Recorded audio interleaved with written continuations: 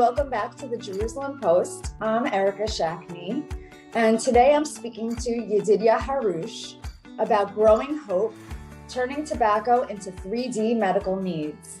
And Yedidya is part of the Jewish National Fund USA project in Halutza in the Northwest Negev to grow tobacco that's then 3D printed into collagen for medical needs. Hi, Yedidya. Good morning. Good morning, Erica. Thank you so much for having us. Sure, pleasure. So tobacco, let's say, doesn't always have the best reputation. So what do people say when they hear you're growing tobacco?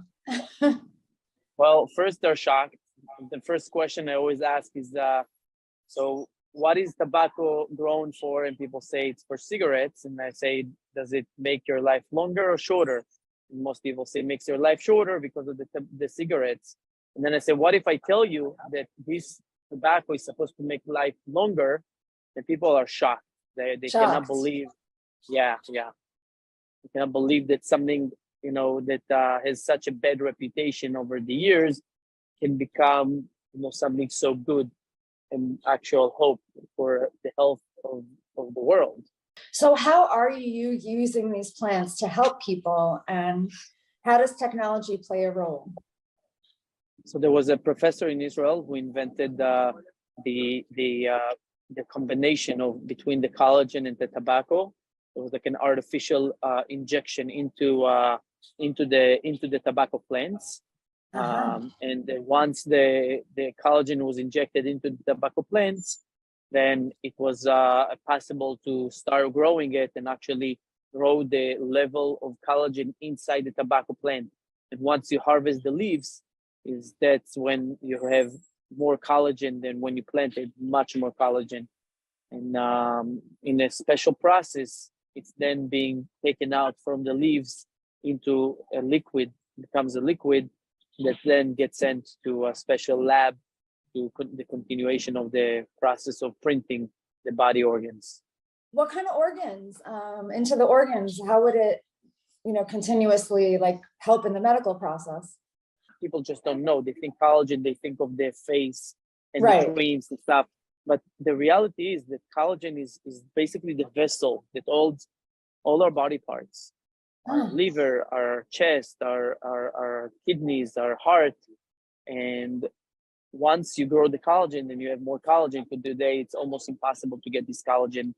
Beside animals and human beings, you cannot get collagen. Once we are able to grow the collagen, so it means we can have more collagen. And in these 3D printers, very, very sophisticated ones, we're able to print the body organs. And in a parallel lab, there is in the Weizmann Institute, a professor that is working on taking the DNA from the person who needs the transplant and basically taking it back in time into stem cell position and then be able to grow it and then connect it to the printed body organ. And then the idea is that once it becomes part of the DNA of the person who needs the transplant, the body won't reject it.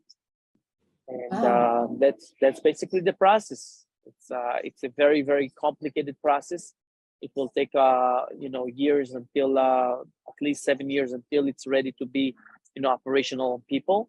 But in theory, you'll be able to go on Amazon.organ.com and order your own. It's not you, but anybody who needs the transplant, be able to go and order it.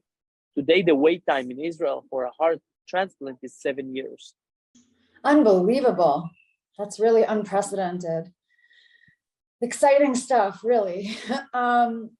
Okay, on another tack, so Jewish National Fund USA continues to make philanthropic investments that promote jobs and growth in the South. And do you see projects like this potentially attracting new skilled residents to the region?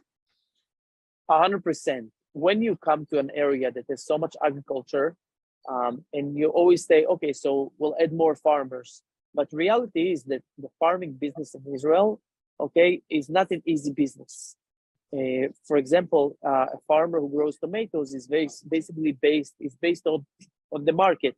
Or one day, it's like a stock market, like gambling, we say. It's like one day the tomatoes are worth X, and the next day it could drop 50% or go up at 50%. It's a very unstable market. When you go and you think out of the box, and you grow from medical companies, these tobacco plants with the collagen, and we're now at the very, very beginning levels, stages of growing this plant, meaning that once it continues and becomes operational, we'll need hundreds of thousands of acres of tobacco plants in our area. And this is sophisticated growing. It's not simple growing like tomato. So you need much higher skills, and also the profit is much bigger, obviously. So you immediately provide hundreds of job opportunities that are high quality opportunities. Wonderful. So why did you choose a part of Israel where people thought nothing could grow? First, that's where the government sent us to live after we got out of Gaza.